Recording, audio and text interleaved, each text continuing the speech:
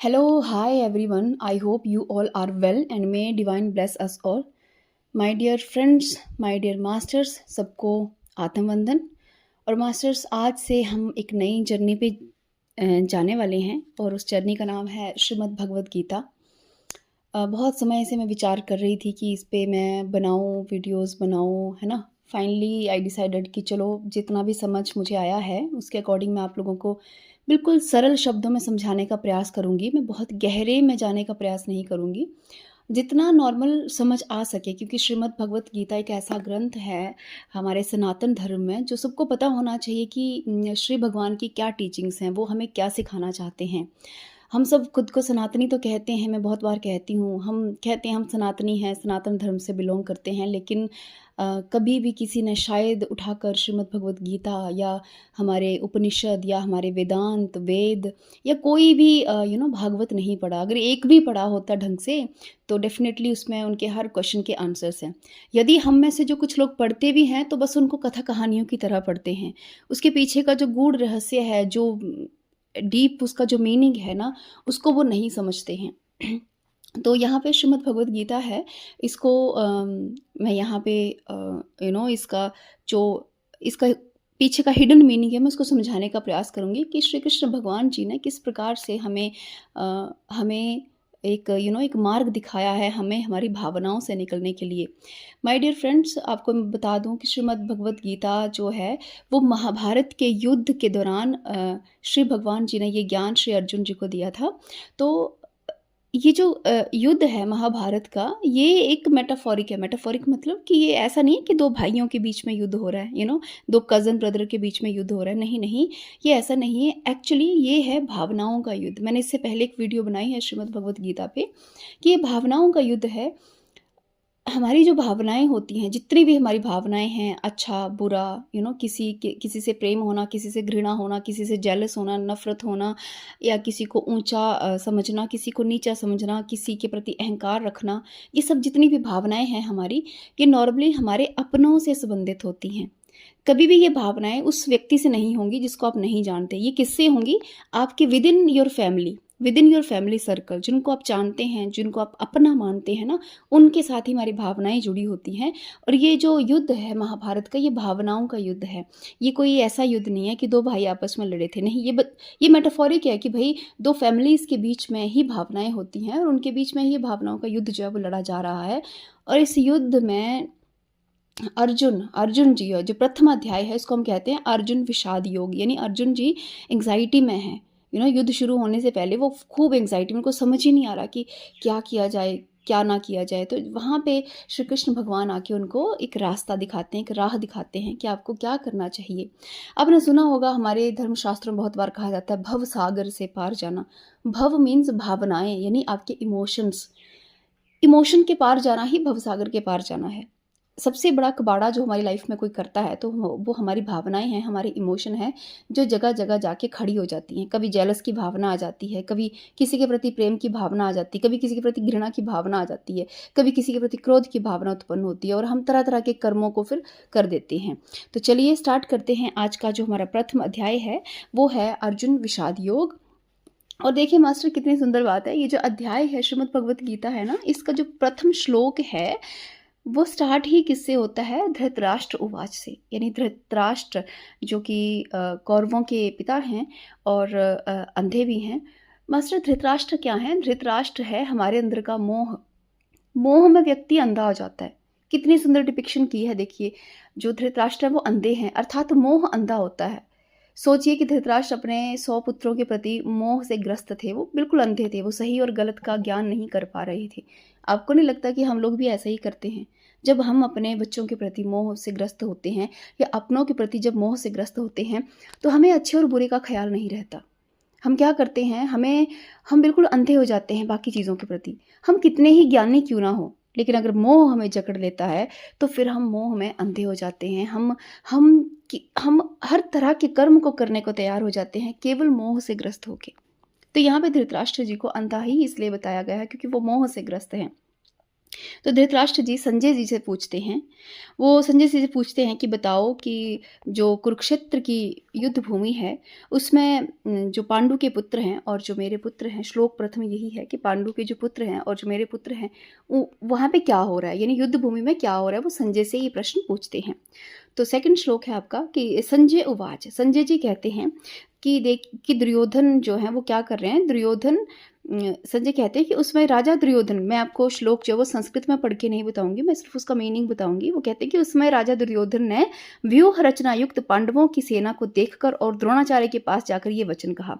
तो संजय कहते हैं कि इस समय राजा दुर्योधन द्रोणाचार्य के पास खड़े हैं और वो कुछ कह रहे हैं, और वो क्या कह रहे हैं, तो दुर्योधन क्या कह रहे हैं कह रहे हैं, हे आचार्य, आपके बुद्धिमान शिष्य द्रुपद पुत्र धृष्टद्युम्न द्वारा व्यूहकार खड़ी हुई पांडु पुत्रों की इस बड़ी भारी सेना को देखिए। वो कहते हैं कि हे आचार्य, पांडवों की इस बड़ी सेना को देखिए।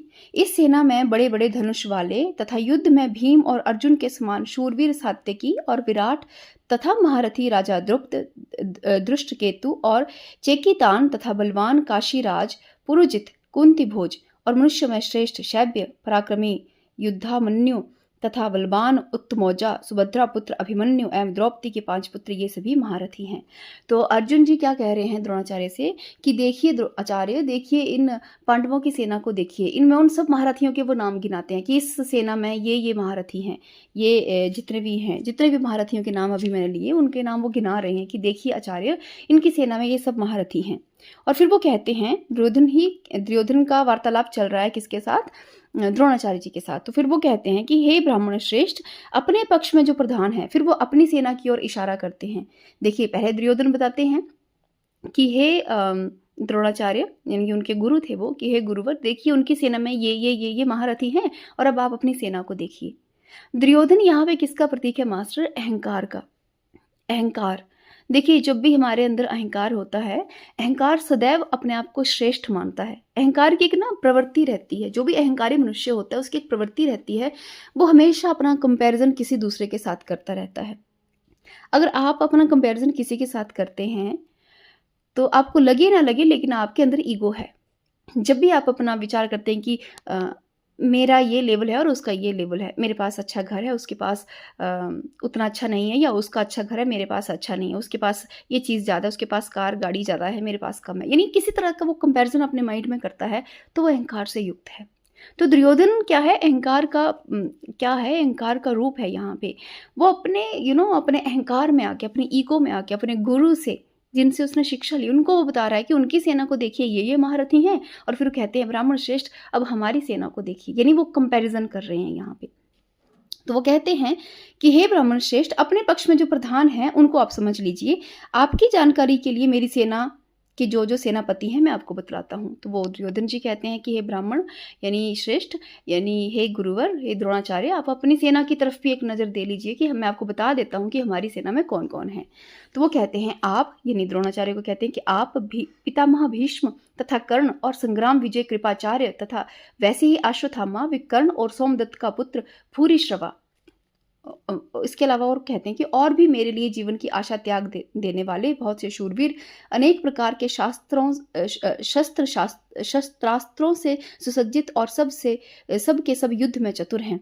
भीष्म पितामह द्वारा रक्षित हमारी वह सेना सब प्रकार से अजय, और भीम द्वारा रक्षित इन लोगों की यह सेना जीतने में सुगम है। देखिए मास्टर, इस श्लोक में देखिए, ये श्लोक है हमारा 10वां श्लोक है, जिसमें दुर्योधन क्या कहते हैं द्रोणाचार्य से कि अपनी सेना को देखिए। वो अपनी सेना के भी शूरवीरों को बतलाते हैं कि हमारी सेना में देखिए पितामह है, कर्ण है, विकर्ण है, एटसेट्रा एटसेट्रा बताते हैं। और फिर वो कहते हैं कि पितामह, भीष्म पितामह, देखो उनको कितना अहंकार है। वो कहते हैं कि भीष्म पितामह जो है वो हमारी सेना के पक्ष में है, यानी भीष्म पितामह जो थे कौरवों की तरफ से लड़ रहे थे। तो दुर्योधन कहते हैं कि भीष्म पितामह जो है वो हमारी पक्ष में है, तो हमारी सेना तो मतलब कि रक्षा हुई है, यानी हमारी सेना को कोई बालवांका नहीं कर सकता।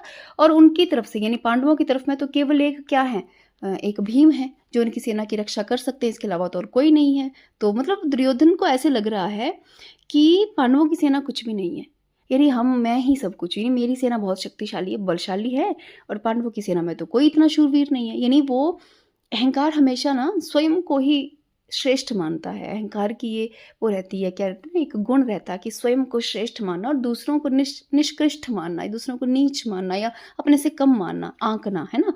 तो यहाँ पे जजमेंट चल रही है देखिए। वो कहता है कि हमारी सेना को तो कोई हरा नहीं सकता और इनकी सेना को, यानी पांडवों की सेना को तो हम चुटकी में हरा देंगे, क्योंकि वहाँ पे भीम ही है जो बलशाली है, बाकी तो इतना कोई है नहीं, है ना?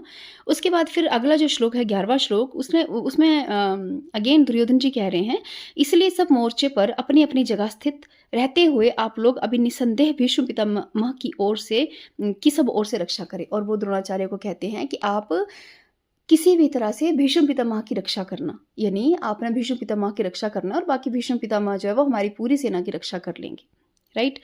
उसके बाद हमारा है श्लोक 12वां।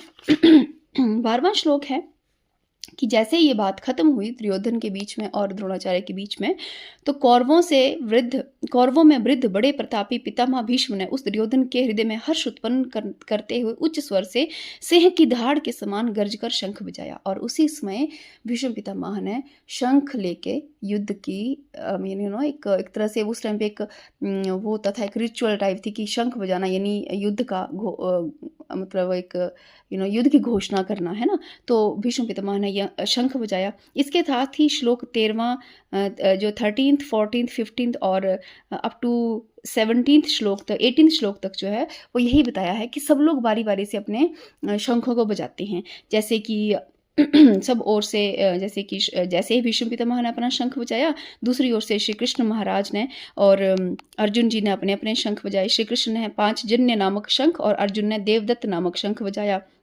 भीमसेन ने पौंड्रक नामक महाशंख बजाया और कुंती पुत्र राजा युधिष्ठिर ने अनंत विजय नामक, और नकुल और सहदेव ने सुघोष और मणिपुष्पक नामक शंख बजाए। देखिए सब शंखों के नाम अलग अलग है, सब ने शंख बजाए, यानी युद्ध का क्या किया उन्होंने, उद्घोष किया, युद्ध को यानी युद्ध की घोषणा की, अपनी तरफ से उन सब ने युद्ध की घोषणा की। इसी तरह से बताया है कि जितने भी वहाँ पे धनुर्धर, जितने भी बड़े वीर योद्धा खड़े थे, सब ने अपने अपने शंख बजाए। पूरे जो श्लोक 18 तक है वो इसी तरह से बताया गया कि किसने कौन सा शंख बजाया। उसके बाद फिर जो संजय जी हैं वो कहते हैं कि इस तरह से सब लोगों ने शंख बजा दिए हैं, युद्ध की जो है वो घोषणा कर दी है। वो धृतराष्ट्र को ये सब जो सीन हुआ है कुरुक्षेत्र में वो सब बताते हैं। उसके बाद मास्टर जो अगली है, इसके बाद जो इम्पोर्टेंट जो मेन स्ट्रीम है श्रीमद् भगवद गीता की, वो यहीं से स्टार्ट होती है, जब श्री अर्जुन जी श्री कृष्ण भगवान से कहते हैं कि हे नारायण, यानी हे कृपा निधान, मुझे दोनों सेनाओं के मध्य में ले चलिए। मास्टर ये जो आगे का जो हमारा विवरण है ये हम अगली वीडियो में कवर करेंगे, क्योंकि ये मेन यहीं से स्टार्ट होता है कि अर्जुन जी है वो प्रश्न पूछते हैं, वो श्री कृष्ण भगवान से कुछ कहते हैं और श्री कृष्ण भगवान बदले में उनके आंसर देते हैं, और पूरी श्रीमद् भगवद गीता इनके प्रश्न उत्तरों पे ही चलती है फिर। तो ये हम नेक्स्ट वीडियो में करेंगे। अभी आज हमने इतना ही किया है कि किस तरह से संजय ने विवरण दिया है धृतराष्ट्र को, और किस तरह से दुर्योधन ने जजमेंट ली है दोनों ही सेनाओं की। देखिए दुर्योधन ने जजमेंट ले ली, अहंकार का स्वरूप था तो खुद को श्रेष्ठ बता दिया, और दूसरे की सेना को उन्होंने क्या कर दिया, कम बता दिया, या उनके उनकी पावर को उसने कम आंक दिया, क्योंकि अहंकारी था वो।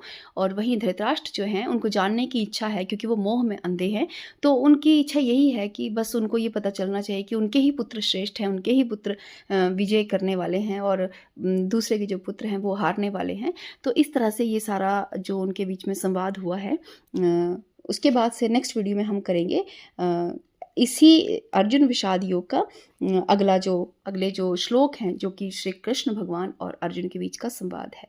सो तब तक के लिए धन्यवाद, नमस्कार।